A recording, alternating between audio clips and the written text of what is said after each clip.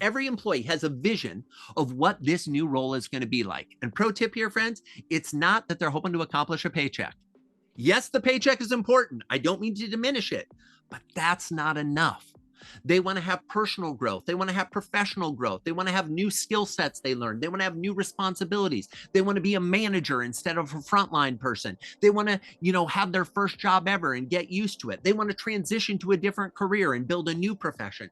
Whatever it is they're trying to accomplish, you, as the employer, need to know what that is and track their progress towards that goal, and then celebrate with them when they accomplish the goal, because they're going to forget to celebrate.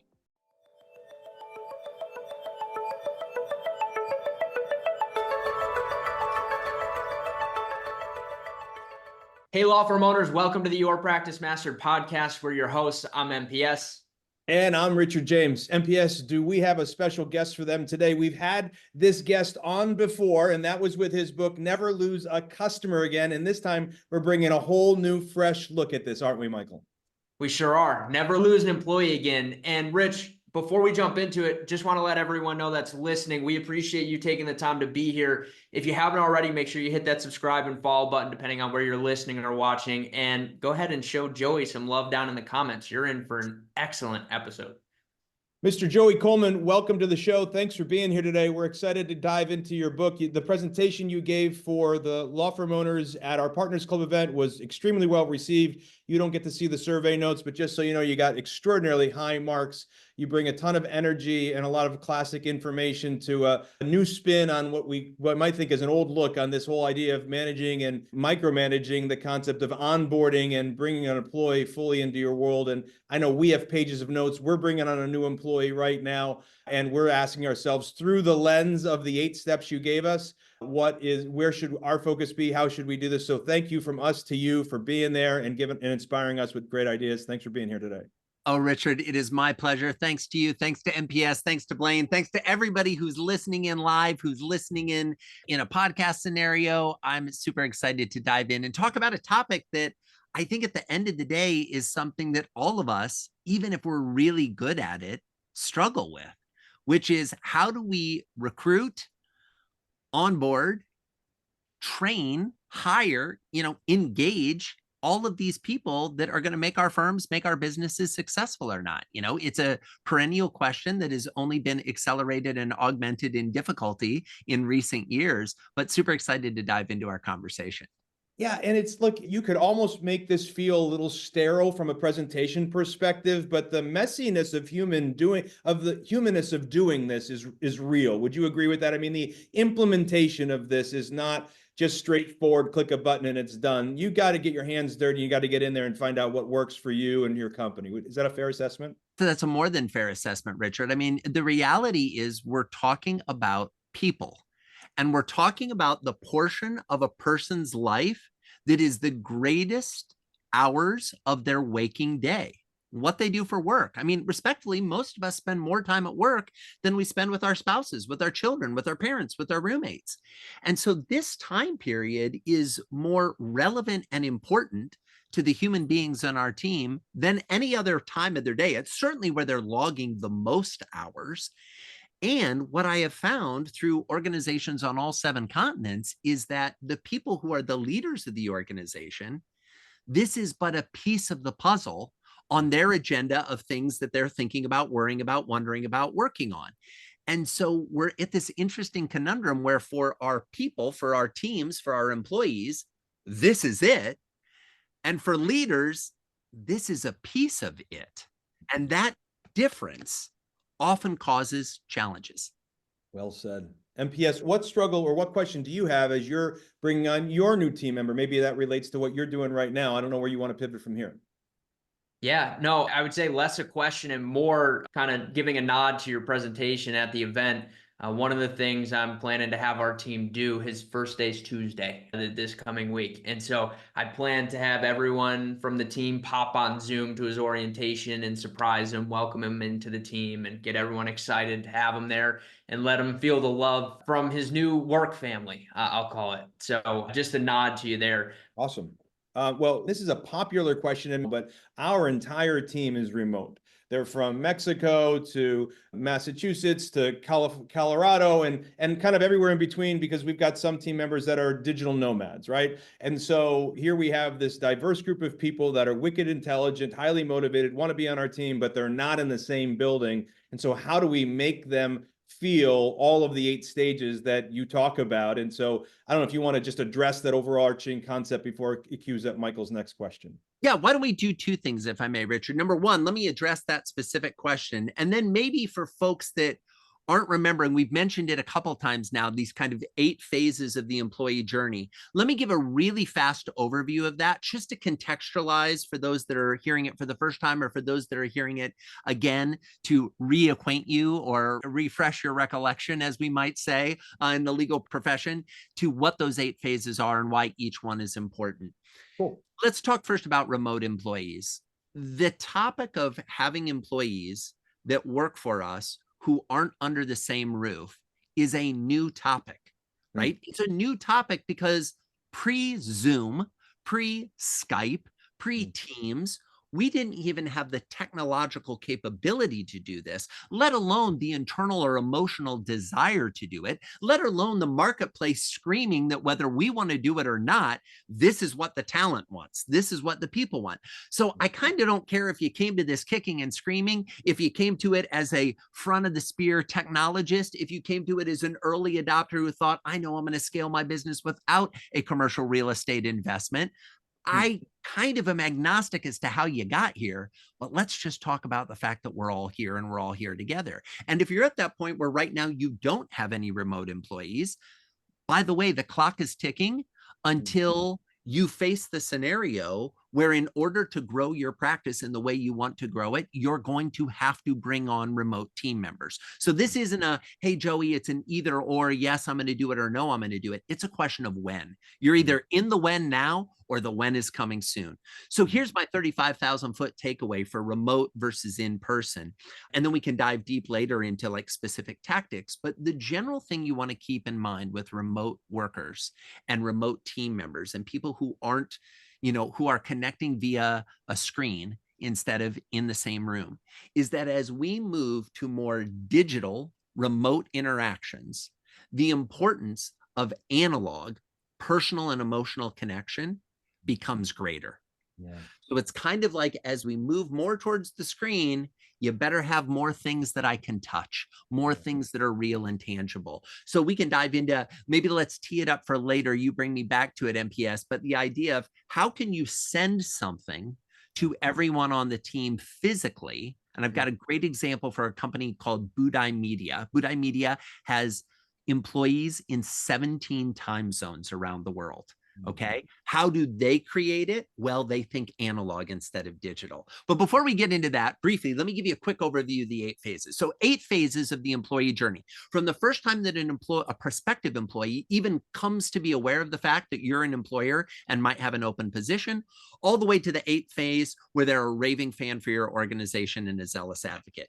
8 phases, they all start with the letter A. The reason being, it's like if you get all of these right, it's like getting straight A's from your team. They're scoring you high. They love working with you. They love being a part of your organization. The first phase, the assess phase. In the assess phase, a prospective employee is thinking about whether or not they want to come work with you. They're looking at your job description. They're looking at your LinkedIn profile, the About Us page on your website. They're going through your application process, whether that's submitting a resume or filling out an application. They're going through interviews. They are assessing whether or not they want to come work for you. See, we think it's us assessing whether we want to hire them.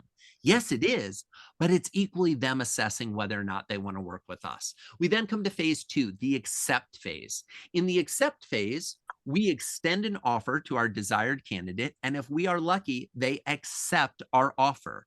They formally transition from being a prospective employee or a prospect to being an actual team member, an employee. We then come to phase 3, the affirm phase. Now, you've probably all heard of the phrase buyer's remorse. Allow me to introduce you to a phrase you may not be as familiar with, new hire's remorse. The scientifically proven emotional state of a newly accepted job offer candidate saying, I shouldn't have accepted the offer. I should have negotiated for a better package, higher salary, more benefits, more vacation. I should have bid them against some of the other places I was interviewing. Wait a second, I interviewed with these two people, but I got just hired into a department that I wasn't interviewed by any of the people in the department who I'm actually going to work with. What have I done? What am I thinking? That fear, doubt, and uncertainty, if as employers we don't address it and counterbalance it, creates a delta between our emotional high of, woof, we finally found someone, we're going to be able to get back on track again, and their experience of, I'm not really sure it's going to be everything that was promised to me during the interview process. We got to close the gap and affirm their choice to accept the job offer. We then come to phase 4, which NPS alluded to earlier, which is the activate phase, the first official day on the job. Now, whether that's coming to an office or working remotely, the first official day of employment. Now, what's fascinating for those of you keeping score at home, we've got 8 phases. This is phase 4. And it's finally the first day on the job. There were 3 phases that happened before they even showed up. Most of you are thinking that work starts the day they show up on the job. No, friends. It started 3 phases before this. Their impressions, their feelings, their experience of what it's like to work with you, the foundation is already being laid before they show up for the first day. But then when we get to that day, this is the only phase in the entire 8-phase process that is but 1 day long, that first day on the job. And what do we know to be true? Well, we know when that employee goes home that night, they're going to say to their spouse, their children, their loved one, their roommate, their parents, whoever's they lived in, they're going to walk into the house and that loved one is going to say to them, how was it? How was the first day? We know that question is going to be asked. And yet so few employers spend even a modicum of time thinking about, how do I want this new member of my team to answer that question? If you do nothing from our conversation other than pause for 20 minutes to ask yourself, what do I want someone to say when their loved one asks them at the end of the day, how was your first day? And then how do I unwind to create a series of interactions during that day to make sure they answer that question the way I want to? If you only did that, you will remarkably change your employee retention and engagement rates. We then come to phase 5, the acclimate phase. Yes, there's 8 phases, folks. We're already to number 5. Phase 5, the acclimate phase, starts on day 2 on the job and lasts for weeks or even months as this newly hired employee learns the 4 R's. You know, when you were a kid in school, they talked about reading, writing, and arithmetic. There's a different 4 R's when it comes to employment, okay? First of all, the role. What is the actual role that they have within the organization? Number 2, the requirements. What are the things they have to do? If they don't do this, we're all in trouble. The responsibilities. What are the things that we want them to do, or else things fall awry and they need to take some personal ownership for it? And last but not least, the relationships. Who are the other people within the organization that they're responsible for getting handoffs from, handing handoffs to, supporting each other's work, collaborating in each other's work, etc. Learning all 4 of these things doesn't happen in a day, friends. Doesn't happen in a week. Happens in weeks, plural, months. It takes a while till we have a level of comfort about what we're doing. In the acclimate phase, you got to hold their hand and help them acclimate. We then come to phase 6, the accomplish phase. In the accomplish phase, the employee achieves the goal they had when they originally decided to accept your job offer. Now, every employee has a vision of what this new role is going to be like. And pro tip here, friends, it's not that they're hoping to accomplish a paycheck. Yes, the paycheck is important. I don't mean to diminish it, but that's not enough. They want to have personal growth. They want to have professional growth. They want to have new skill sets they learn. They want to have new responsibilities. They want to be a manager instead of a frontline person. They want to, have their first job ever and get used to it. They want to transition to a different career and build a new profession. Whatever it is they're trying to accomplish, you, as the employer, need to know what that is and track their progress towards that goal, and then celebrate with them when they accomplish the goal, because they're going to forget to celebrate. It's our job as the employer to remember they do. We then come to phase 6, the adopt phase. In the adopt phase, the employee becomes loyal to you and only you. They're committed. They're bought in. They're 100% part of our team. The biggest threat to all of you in the adopt phase, and frankly, a majority of your employees right now are probably in the adopt phase, is that we take them for granted. We take our adopters for granted. Oh, Sally's been here for 4 years. Of course, she's not going to leave. Alexandra has been here for 7 years. She loves us. This is great. Yandy, man, he's totally bought in. He's been here since the beginning. That taking it for granted is the freight train that's coming for you when they walk into your office out of the blue one day and say, I'm giving my 2 weeks notice. And forget the brain drain and the knowledge drain and the loss of productivity. You now have lost a key player of the team, and everybody else who's around is going to look at that key player and go, what do they know that I didn't know? Why are they leaving? Maybe I should be polishing my resume, update my LinkedIn profile so I leave too. In the adopt phase, we got to reward the people who've decided to stay around and continue to deepen the relationship with them. Last but not least, phase 8, the advocate phase, the holy grail, nirvana, when our employees, our team members become raving fans, singing our praises far and wide. They're going on Glassdoor and writing reviews, the kind of reviews we like to see on Glassdoor. We have a new position open. They're saying, hey, let me come to you. And I've got 3 friends that I used to work with throughout my career that would be a great fit for this open role we have at the firm or at the organization. They become active recruiters. They are advocates for the type of work you're doing. And I know that was a fire hose of the 8 phases, and we can dive deep into any of those you want to, MPS, but that at least hopefully gives people a context for the fact that this topic of employee experience is not a once and done experience. It is an ever evolving, constantly in process journey, and every employee is at a different phase in the journey. What are you doing as the leader to be paying attention to what phase they're in and helping them transition to the next phase in the journey?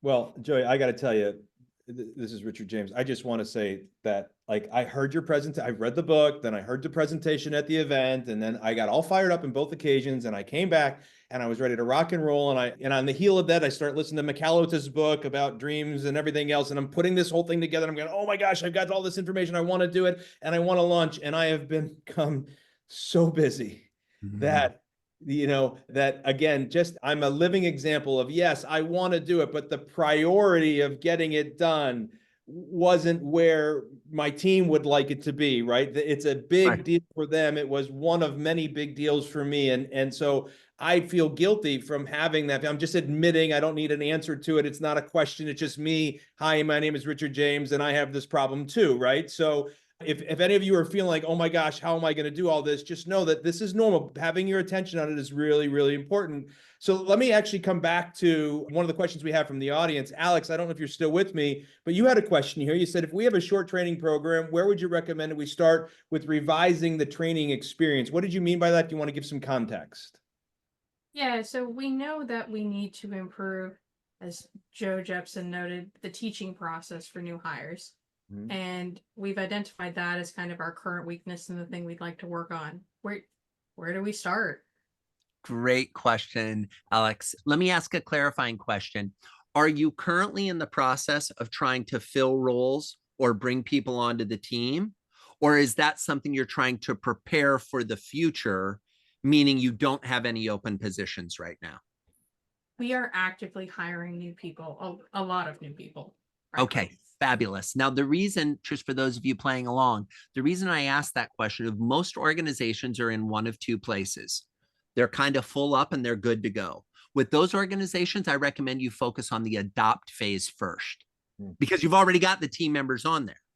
If you have open positions or are going to have open positions soon, I want you to focus on the assess phase first. Why? I want to stop the bleeding. I want to get it that new people coming on have a better experience than anyone who's already here. Now that creates potentially some conflict of, well, nobody did this when I was getting hired. Yeah, welcome to life. This is how it works. We also didn't have the internet when you were coming up, but we're still using the internet today, even though you didn't have it when you started your job. This is just the way life works. So what I want to do in your scenario is say, okay, you've got a lot of open positions. I would be looking for you at those first 4 phases. The assess, accept, affirm, and activate phase. What I mean by that is, what do our job descriptions look like? What does our interview hiring process look like? What do our job offers look like? How do we celebrate the acceptance of a job offer and reaffirm it in that affirm stage? And what are we doing to make the first day on the job remarkable?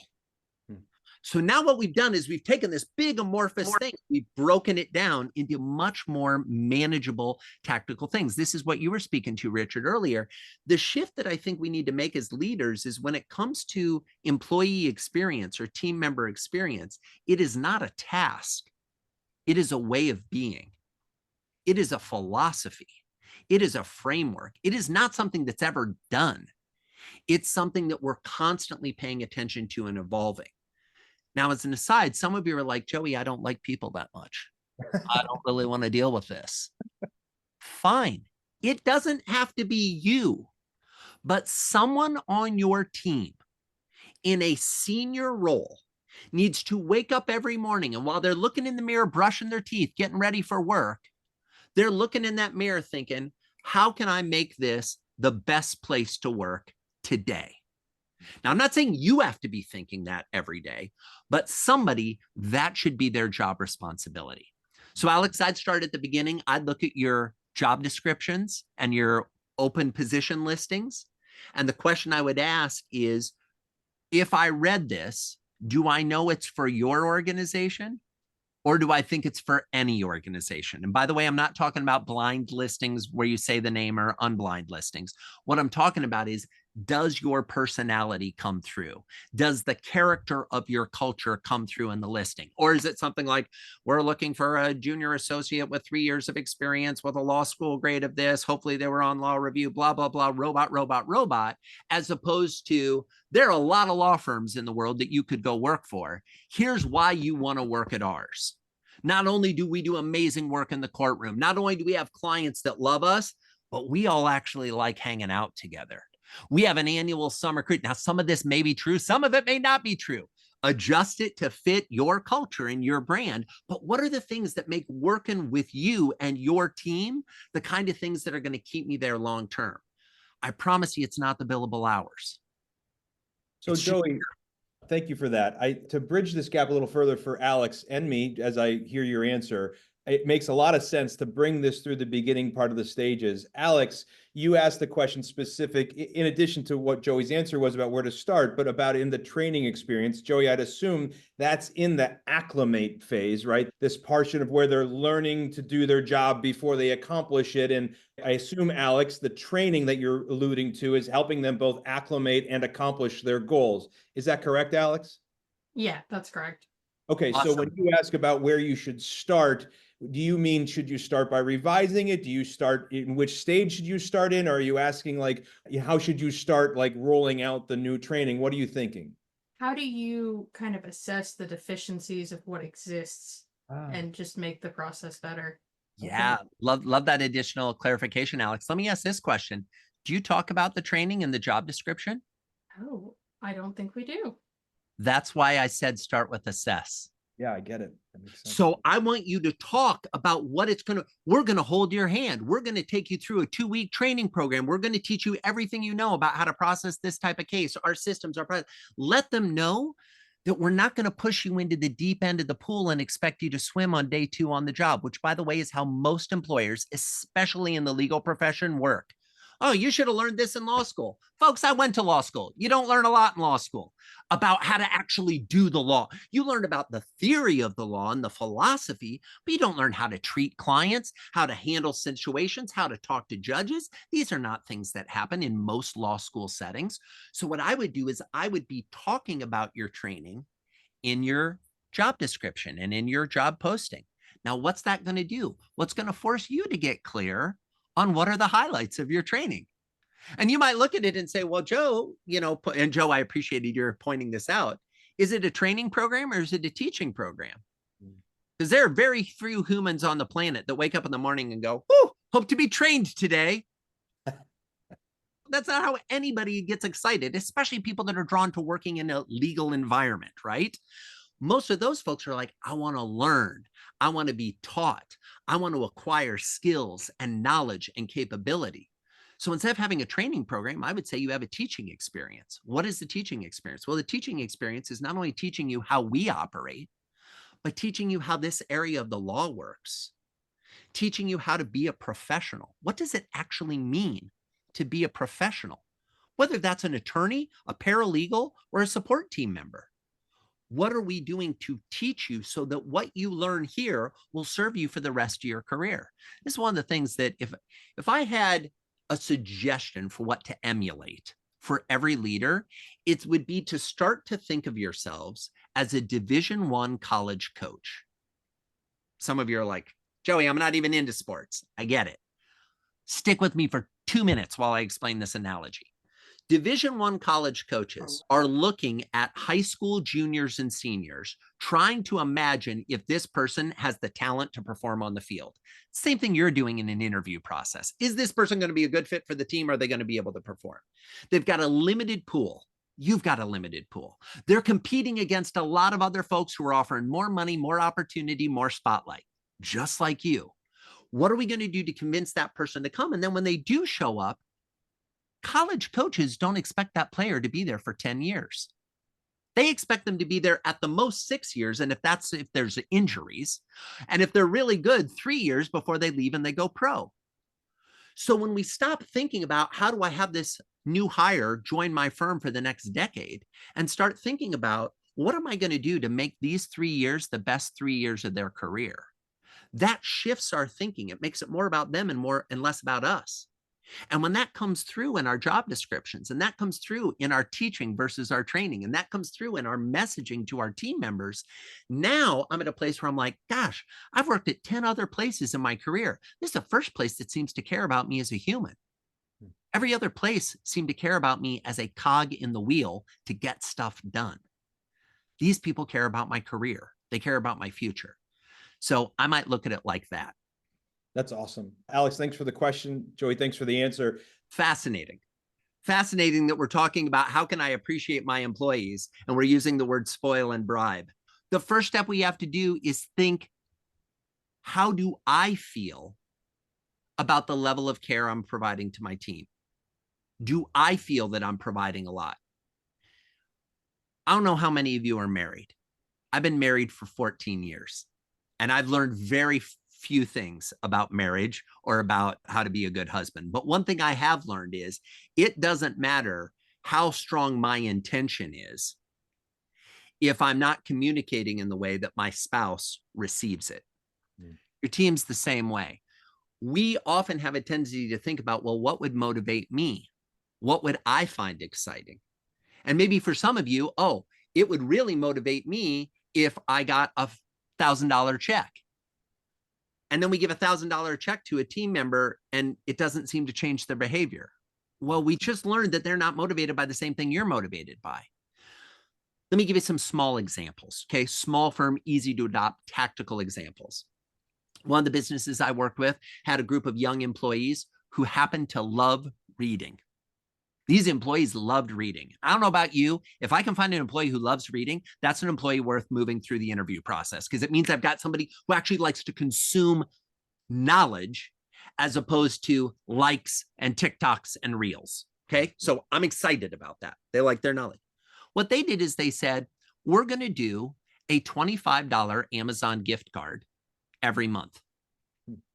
Now, why did they do a $25? Because that's about enough to buy 1, maybe 2 books. But it doesn't come out of your salary. And it's a little extra perk.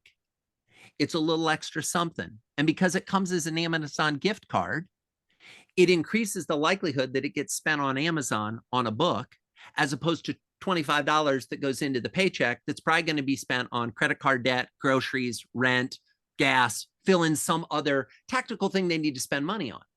It's acknowledging for them. Or I had another company that came along and they said, hey, we've got a rule that anytime you want a book, you tell us and we'll buy it for you and give it to you. And they've got a bunch of growth and minding individuals who are like, can I tell you 3 books? I'm like, oh yeah, you can tell me 3 books. I will happily buy you 3 books. Yeah. So think about what matters to them, not what matters to you. What about this one? I don't think we talked about this when we were together in person. One of the companies that was run by a good friend of mine does free reimbursable babysitting. So here's how it works. You decide you work for, you're an employee of the company. You decide you want to go on a date with your significant other, your spouse. You get a babysitter. You go on the date. You then submit the receipt for what you paid the babysitter for reimbursement. and it shows up in your next check. Hmm. The fact that the organization was saying, I care about your personal relationship. I care about the fact that you and your spouse or you and your significant other should go on dates so that your home life is happy. Because if your home life is happy, I can guarantee your work life's going to be a lot happier. And we're going to pay for it. Now, notice they didn't give them $100 towards babysitting. They didn't say you got to use this babysitting service. They said, you pick the sitter. You pick how many times. You want to do date night every week? Great. We'll reimburse for date night every week. That's fine. We'll pay for the sitter. What this did, there's no other company I've ever heard of that does anything even close to this. And I don't know how many of the people playing along here have kids, but as somebody who has an 8-year-old and an 11-year-old, date night, babysitters is a big problem. Like finding the sitter, getting the sitter, negotiating what the fee is going to be with the sitter, paying for the sitter. All like that's before we even decide whether we're going to dinner or a movie or whether they're going to just go find a parking lot to fall asleep and nap in because we're so exhausted from being parents. You fill in the blank and whatever works for you, right? Moral of the story is we're only limited by our own bounds as to the creativity of ideas and gifts and rewards and bonuses and benefits that we can bring to our team.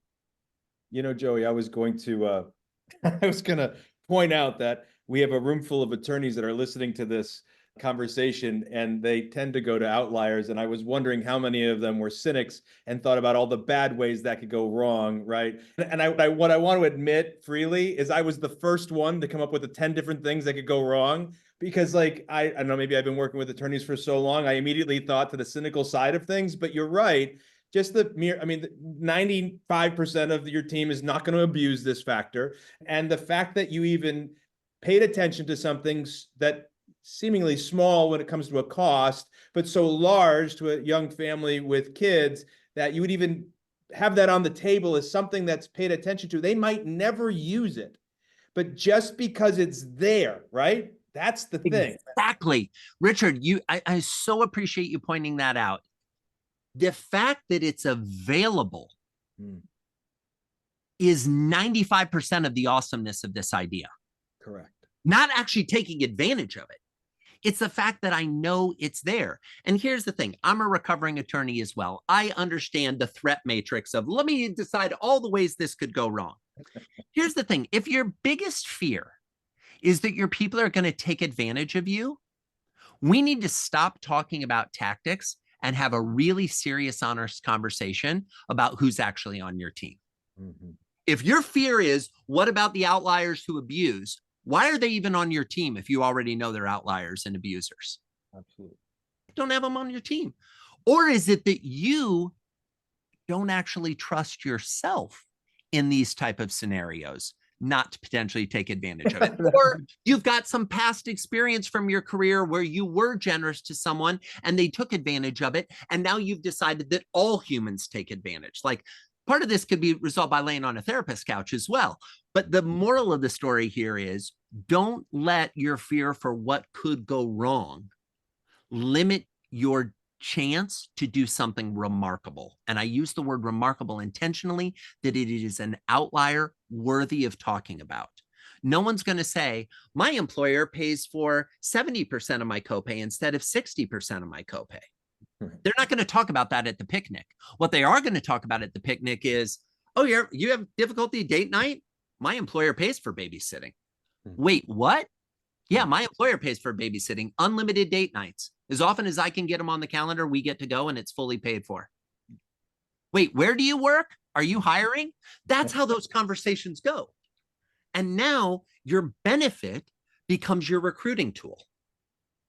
And talk about one just awesome idea. So now leading over to, speaking of Amazon gift cards and books that are being read, our next question comes from somebody that would probably require a $25 gift card every other day for the amount of books that he reads or listens to on a regular basis. It's our in-house book club captain. He's leaving on vacation. So he says like, okay, so how can I better license my team to bring the heat to me as the boss without the fear of retribution if they criticize? Yeah. Love this question. Love this question. The way you do this is you go first. You acknowledge your own mistakes openly and freely in front of your people. You acknowledge why you made the mistake. I do this with my team all the time. I try to be as human as I can, right, with my people. And what I'll do is I'll say, hey, by the way, I need to tell you about something that's going on in my personal life that just affected how I showed up in this meeting. I need to explain to you why this is the third time we were supposed to have a one-on-one that I've had to cancel, which, by the way, is one of the worst things you can do for employee morale and for your team. When you have a scheduled one-on-one with a team member and you choose a client or a prospective client over a team member, it's like you might as well just tell that employee, you are the least important person in my schedule. It is a train wreck when that happens. Now, by the way, that's happened 3 times in the last week with someone on my team. The reason it's happened is because we've been going to doctor appointments with my wife. Now, I don't know that I would necessarily volunteer that publicly, but in this scenario, I was like, this employee is going to be thinking that they did something wrong. This employee is going to be thinking Joey doesn't care about me. And what I said is, I need to tell you something and confide in you something that is going on in my personal life that is distracting me, that is requiring my time, requiring my effort. Hey, I'm so sorry. This is not about you. Let's make it happen. Let's get this scheduled. Let's do what we need to do. What I think is interesting about your question, at least the way it's phrased, is I want my team to be able to call me out when I screw up.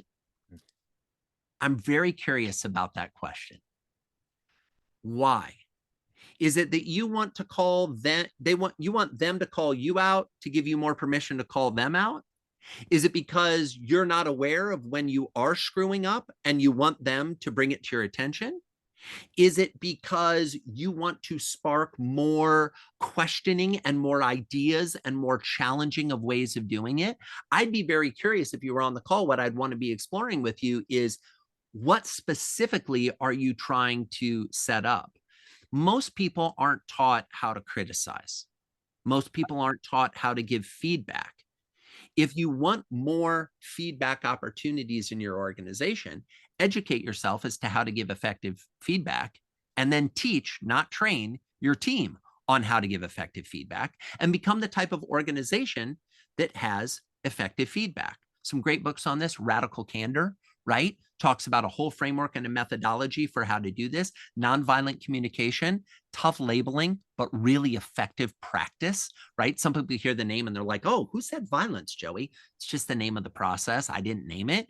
But there are tools and techniques that you can avail yourself of that will allow you to build these type of dynamics within your organization. And we've got to be able to bring it back to first principles, which is we all have the same goal.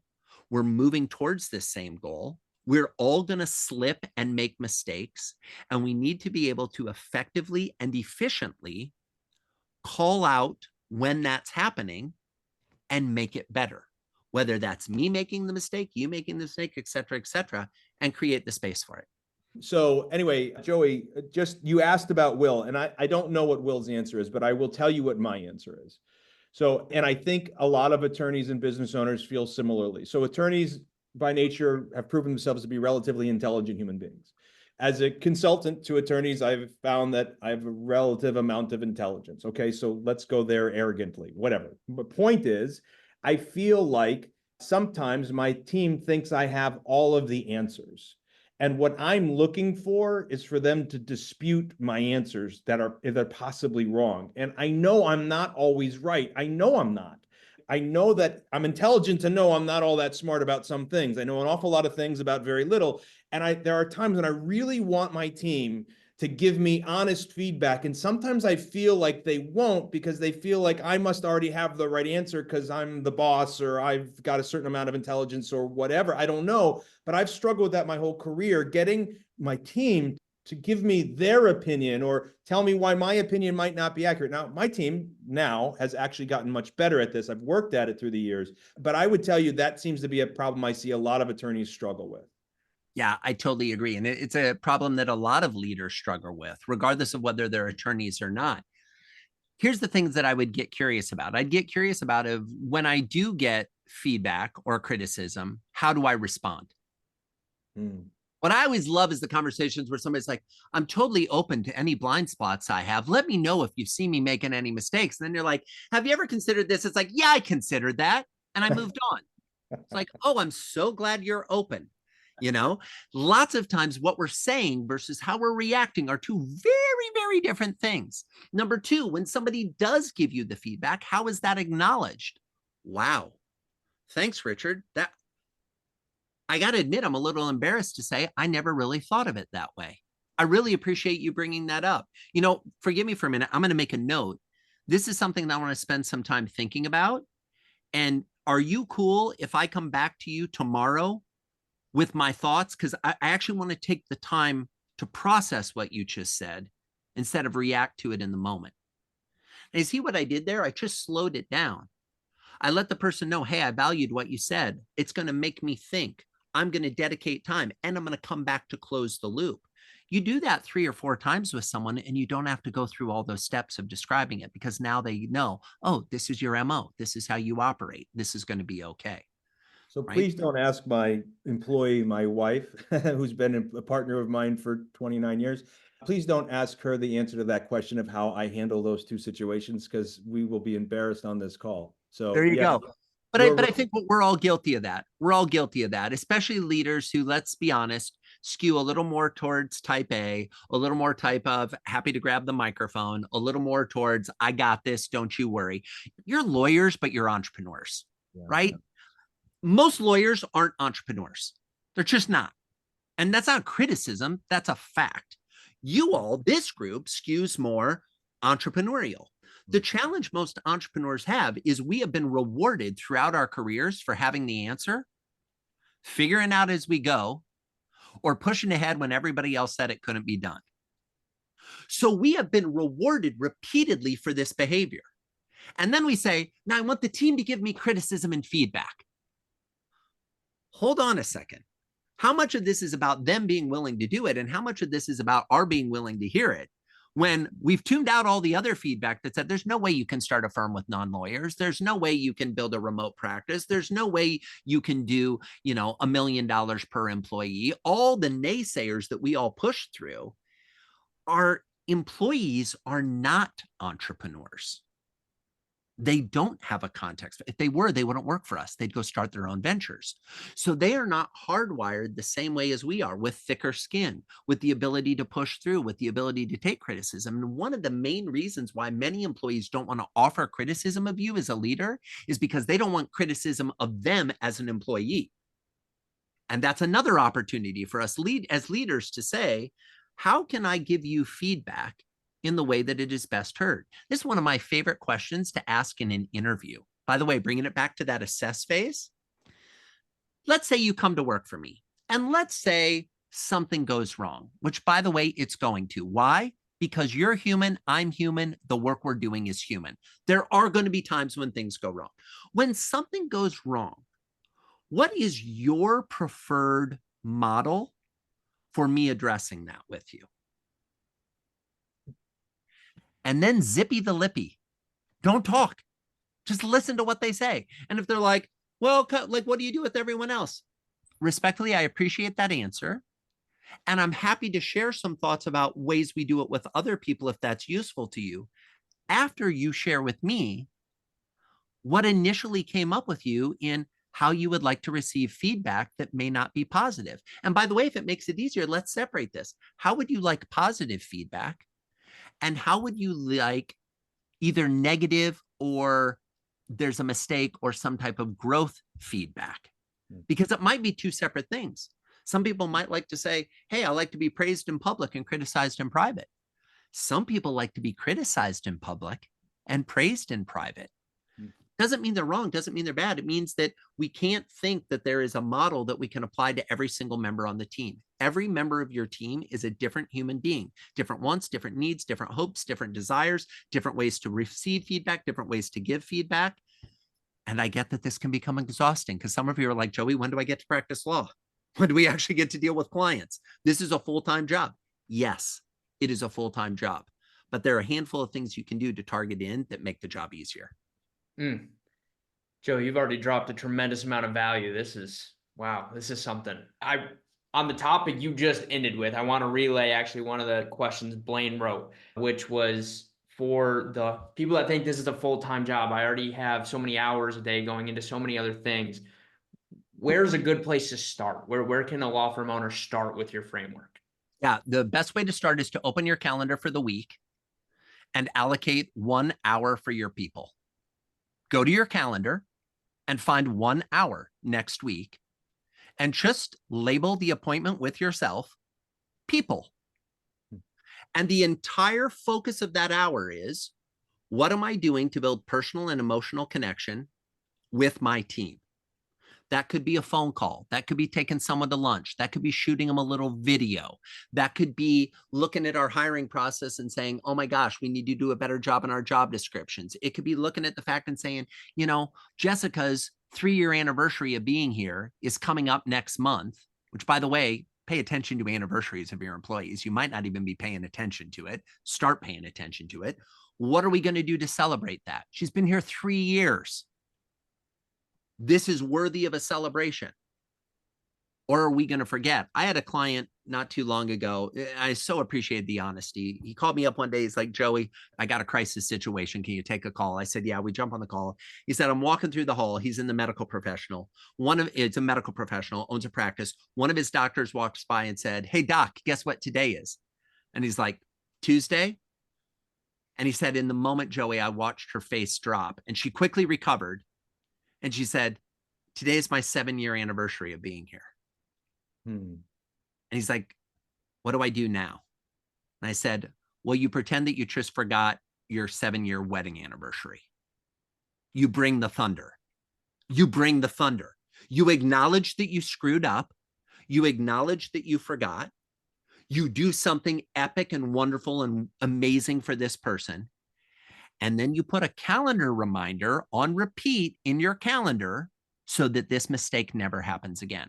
Because respectfully, that's on you as the leader. Your team should not have to remind you what anniversary it is.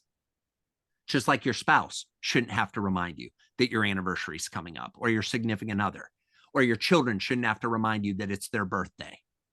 We need to take more leadership. And I'm a big fan of begin by using your calendar. I'm shrinking. If you can see me, I'm trying to get smaller so that anybody on my team doesn't see me. Like, you have just touched on this really exposed nerve for me that, like, I've just decided that I don't like anniversaries, and so we weren't going to deal with them around here, just assuming everybody else didn't really care about them, if I'm honest.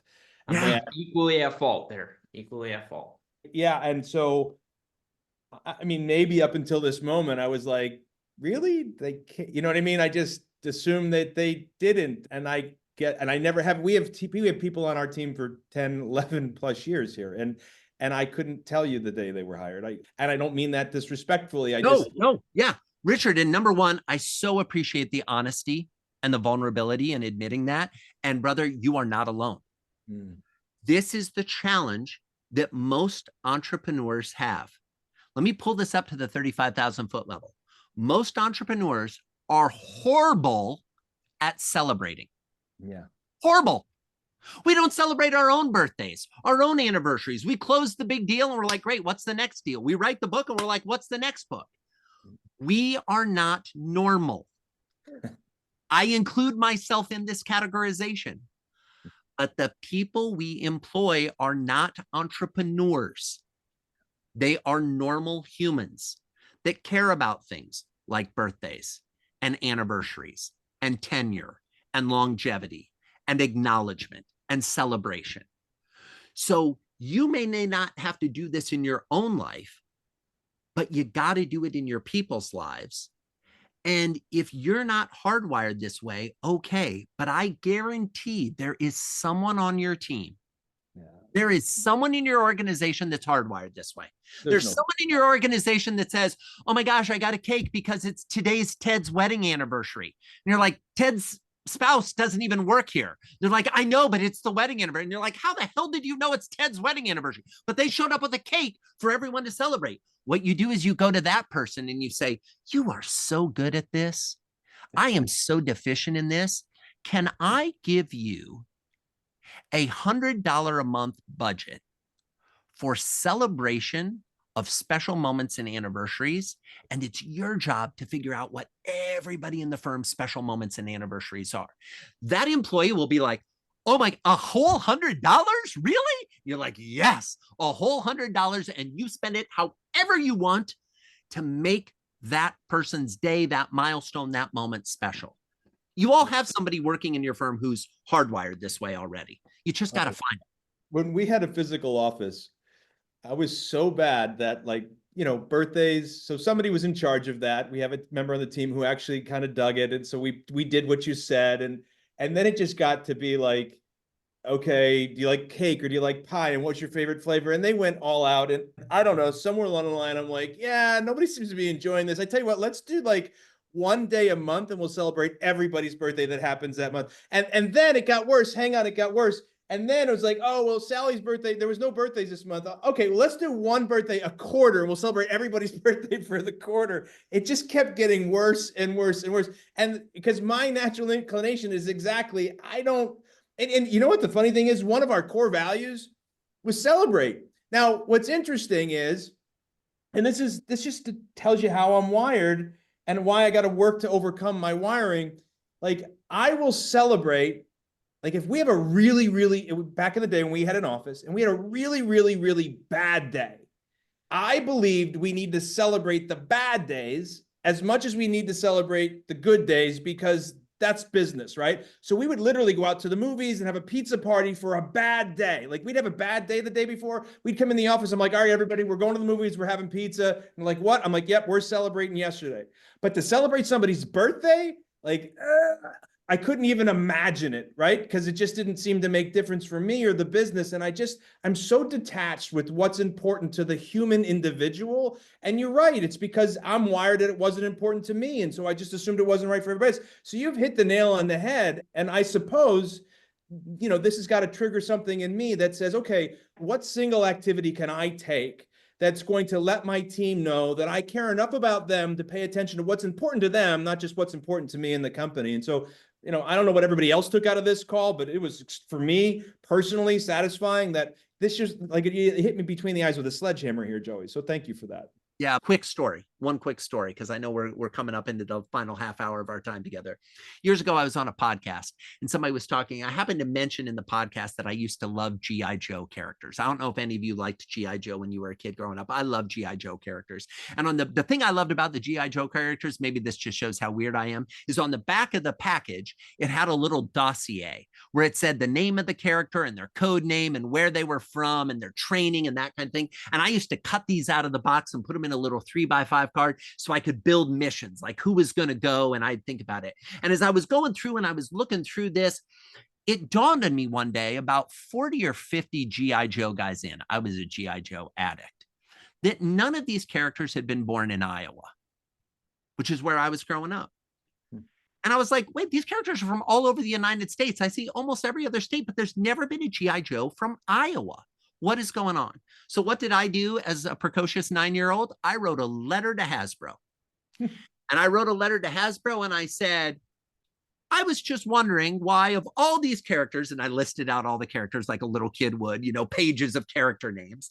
None of them have been born in Iowa. Duke did look like he was from Iowa, William. I get it, right? None of them are from Iowa, let alone this little town where I live in Iowa called Fort Dodge. And I sent the letter. And I never heard back. Never heard back from Hasbro. Fast forward about 2 years. I'm still into G.I. Joe. I'm in the toy store and they've got all the new G.I. Joe figures that have come out. And they've got one here. And it's this paratrooper called Crazy Legs. And I pull the thing over. And of course, the first thing I do is I flip over the thing to look at the dossier. And don't you know it? Crazy Legs was born in Fort Dodge, Iowa. Friends, I about lost my mind. Fort Dodge is a town with 25,000 people. If you think that was an accident that happened, it was not. Now, do I have proof that it was done that way? No, I do not. Why do I tell this story? Well, I told this story on a podcast once. Told the story. Didn't think anything of it. Was trying to prove the point of personalization and how you can make a customer's day. I've been a fan of G.I. Joe ever since. Huge fan. And now I felt like they really listened to me as a customer. About a month after the podcast was over, I got a package in the mail. No return address, really itchy. I open up the package.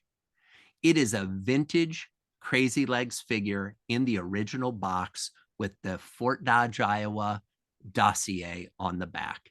Friends, I lost my mind. I was like, this is an amazing gift. This is so special. It has a place of prominence in my house. It's not here in my office. It's on display in the house, not in my office. It's like everybody gets to see Crazy Legs, right? But here's the point I'm trying to make. I have to imagine that costs less than $50 on eBay. Took some effort to track it down, some intentionality to find one that was still in the package. But it wasn't like the top character. And most of you, even the G.I. Joe fans, had never heard of that character. It was not that big of a deal. But what it proved is the person was listening when I was talking, and it made me a fan. By the way, I always got upset with the G.I. Joe that I would get them and they didn't come with all the scene setup that they had on the commercial. And so I thought, where's all these cool zip lines and everything? Oh, Totally. Oh, I've got to create that. Oh, okay. So there's a great question in here that Will had put together before he'd left. And it's a complicated question, but I think it's one that needs to be asked, especially in the spirit of what we are as an environment, as a culture of Partners Club and our members, and certainly EA Nation, Entrepreneurial Attorney Nation that is listening to this, is around the concept of KPIs. So it sounds crazy, but is there a way in which firms have figured out how to measure how well they're doing besides people aren't quitting, I guess, right? So like, is there some sort of KPI matrix or otherwise, or are there KPIs that you're familiar with that people use to measure this? Absolutely. So there's a couple, and these can be, as you might imagine, as complex or as simple as you want to make them. Given that we've already had a couple of questions or conversations that have said, Joey, can we bring this in from the, hey, my organization has 10,000 employees, more towards the, hey, we've got 10 on my team or 20 or 30, give us some KPIs that maybe are more sized appropriately to those type of organization. The first one I would look at is the first 100 days. Right? What is happening in the first 100 days? All the research shows that the first 100 days is the most dispositive time in the entire employee journey about whether they will stay for the long term. If an employee loves working for you, if they feel connected on day 101, the typical employee will stay with you for a minimum of 5 years. Okay? So what are we doing in the first 100 days? So the KPI I would put on top of that is I would have regular conversations on a scale of 1 to 10. How do you feel? How much of the team do you feel like you're part of? You know what I mean? How much do you feel you understand your role, your responsibility, the requirements, et cetera, et cetera? And build backwards from that 100 days and try to strategically add in conversation points as meters along the way. So you're not surprised when you get to the 100 days, but rather you're adjusting accordingly if you're off target one way or the other along the lines of that 100 days. Exactly. My favorite type of question to ask employees is stop, start, continue. Any of you familiar with this model?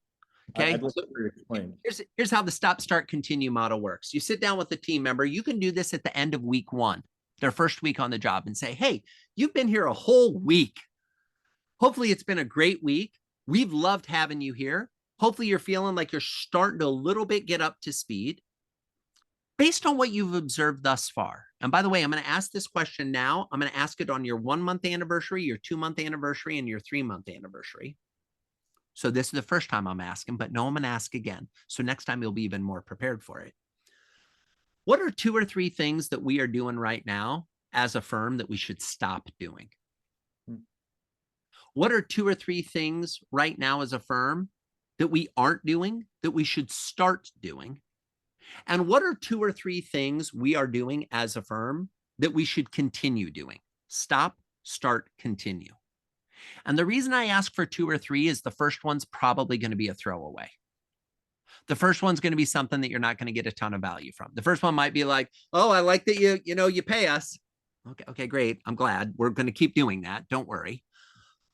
But where you get into the second one and the third one is where you're going to start to learn things. And at the end of the first month with a new hire, you say, hey, and by the way, what do you wish we would have told you about in week 1 that you didn't figure out until later? What do you wish we would have talked about in the job listing that we didn't talk about that you wish we would have? How do we make this better for future team members? One thing that most humans, because I believe in the principle that humans in our innate core are good. This is a whole philosophical conversation we just have about Rousseau, but my theory is they skew good. Most humans, if you say, how can we make it better for the people in the future that might be in your role, they will give you really honest answers of things that they really would have valued. And then if you're willing to listen to those, not only do you help for the future, but start to give them those things now. Another KPI, last one I'll say that I would measure is, do you have a work spouse, a work buddy, a best friend at work? Some people call them a work wife, a work husband. Some call them a work buddy, a work spouse, a work friend. Do you have someone in this office that you like hanging out with when you're not at work? Now, I'm not saying you want to force that. You want to be very careful not to force that. But what the research shows is people who feel that they have a best friend at work are more engaged, are more productive, and stay longer because they feel like they're not in it alone. So does that mean as an employer, you should look for opportunities to create networking opportunities outside or inside the office to allow that to happen organically? 100%. And I also think you should use it an opportunity as part of your application process. Ask the kind of questions that allow you to build affinity with existing team members from day one. So you ask somebody and say, hey, what are 3 things that your best friends from high school or college know about you, things you love, hobbies you have, things you're really excited about that I wouldn't know about as somebody who just met you? Oh, I'm totally into Lego. I mean, you guys can see here, I love Lego. All of these sets behind me, these are Lego sets that I built with my kids, right? Yeah. And they're Lego sets from all over the world. Lego, Lego, Lego, Lego. I love Lego. When I meet someone else that loves Lego, we geek out like bonkers because I love Lego. And some people are like, Joey, it's weird. You're 51 years old. You love Lego? Yes, I love Lego. I'm comfortable admitting it. First step's admitting you have a problem. It's okay. But if you knew that in an interview scenario, and you knew that somebody who's been on for the team for 3 years loves Lego, what I would do is I would go to that team member who's been there 3 years and I'd say, hey, here's the deal. We've got a new team member joining that loves Lego. What should we have sitting on their desk? What Lego set should we have sitting on their desk to welcome them here? Somebody who's really into Legos can be like, oh, I got this. Don't you worry. And now you've created affinity. Now you've created connection. Joe asked, what's the orange sign behind me? People like us do things like us, right? Is what the sign says. It's a Seth Godin quote. And the idea is, hey, be aware of who the people are that are like you, in this case, entrepreneurs. People like us do things like us. We don't celebrate. We push through the criticisms. We do all kinds of things to get it done. But let's remember that not everybody is like us. And most of our teams aren't like us. So if they're not like us, how do we have more empathy and understanding for who they are? By the way, I really appreciate you being here for 90 minutes. I wasn't sure if you're going to have to bolt at 60. And so I thank you for the extra time. This is a great pod and awesome insights. I mean, these 2 KPIs were home runs. I do have a question relating to the second one. Does that mean you condone or are on board with the idea of allowing friends to recruit friends to work for you, or girlfriends, boyfriends, spouses, those types of people that existing relationships, and bring them in? You think this is a good idea? 100%. And here's why. Stop and think about the amount of social capital that an existing employee has to expend by recommending that you hire their college roommate or their sister. Now, their significant other, let me put a little asterisk on that one and come back to it. Their significant other, that one can get muddy.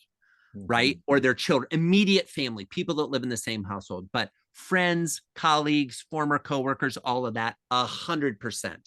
Because for someone to say in a job that they like and a job that they hope to keep, I want to recommend someone to fill this slot, they know that their reputation is on the line. So when I had somebody not too long ago, they came to me and they said, hey, Joey, I've got an employee that we've been trying to fill this job for 2 years. And they just came to me and they said, you know what? My sister would be a great fit for this job. Do you think we should interview that person? I'm like, why are we even having this conversation? Of course you should interview that person. Because I don't know if you have siblings, but if you're willing to recommend your sibling for the gig, you're putting all of your social capital on the line. I'm one of 7 kids. I understand how this works, maybe differently than some of the others do, right? But it's like, yes. Now, when it's their child or their spouse, you want to have an honest conversation. And you want to say, look, I'm not opposed to having this conversation, but I need you to understand that this is a place of business, and you've just asked me to bring another family member into the business. I work in my father's law firm. Right? I know many of you are multi-generational families and you've got kids coming up that you want to work with them. The best thing my dad and I did, we worked together for many years. We figured this out at about the end of year 1, is that at any point when we were having a conversation, either person could stop the conversation and say, are we having a father-son conversation or a partner-associate conversation? Yeah. The other person had to answer only that question, father-son, partner associate. And then the person who asked had to continue the conversation under that rubric alone for the rest of that conversation. That solved 95% of the issues we were having in the office. Because as soon as we got clear, like, oh, this is partner associate, fine. Oh, this is father-son. Well, that's a whole separate conversation. It just made life a lot easier. So that's what I would do with hiring family members within the organization. And some of you that work with your spouses, your significant others, that could be a fun question for you to try on as well in the workplace. I'm sorry, are we having a business partner conversation right now or a life partner conversation right now?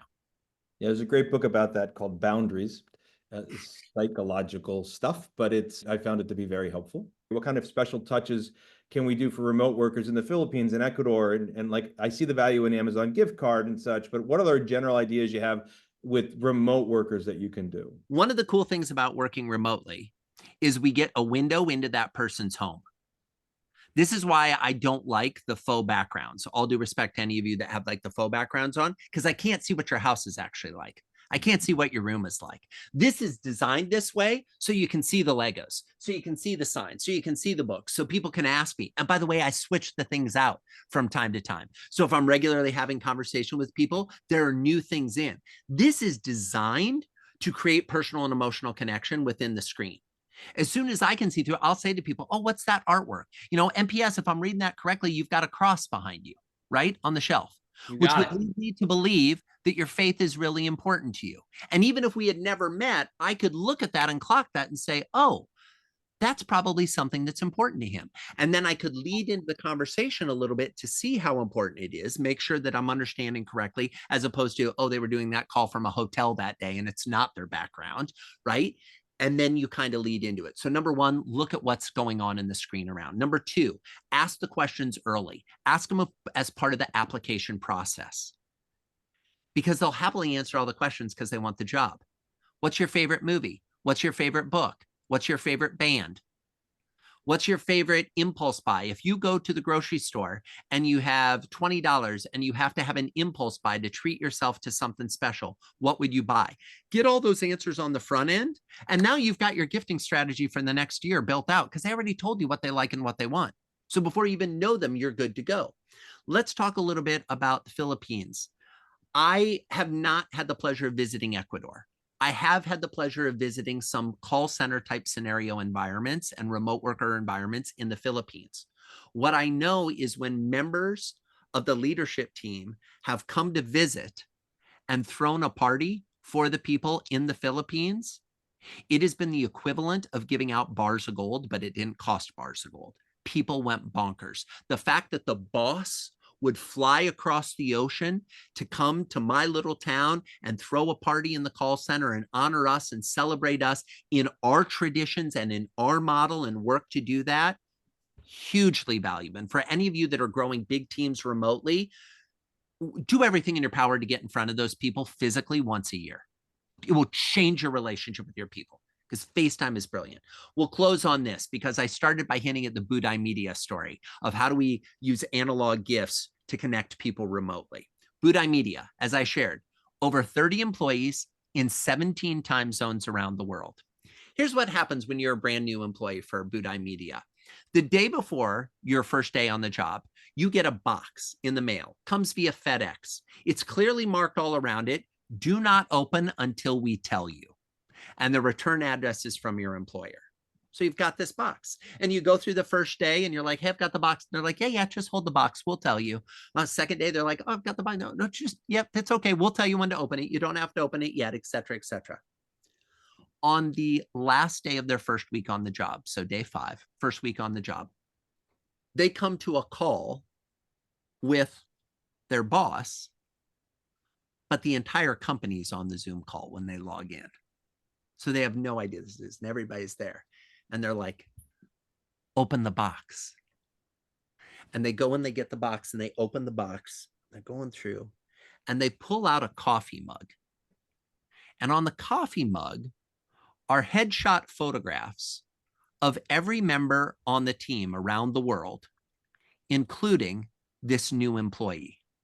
And as the employee looks up from opening the mug, they see all the screens and everyone's holding up their mug, raising a glass in toasting the completion of the first week on the job on the new employee.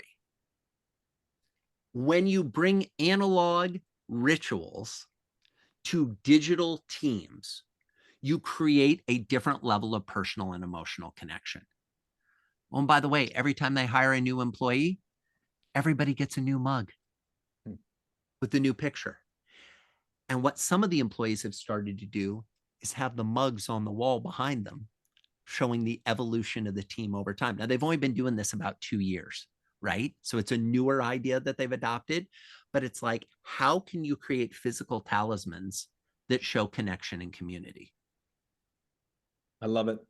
Hey, Blaine Oakers, Chief Results Officer, anything, I mean, this has been like idea after idea after idea here. There's no reason why people can't get results off of this. Would you agree? 100%. I got 3 pages of notes, but I took 8 pages at the event. So lots of great stuff. And I think really, Joe, I appreciate you distilling it down to, hey, what can you do next? 1 hour on your calendar next week. There's no reason every single person on this call can't do that. So thank you for that, Joey. Great session. My pleasure. MPS sounds like you've got a lot of great ideas for your new team members starting on Tuesday. Yeah, too many to probably implement before I head out of town tomorrow. But yes, yeah. Can I give you one? Can I give you one that Please. you can? Yes. Okay. Yeah. Here's the thing. So I love that you have a new team member starting next week. I love that you already planned to have the whole team come to the call and welcome them. I would give the entire team this one assignment.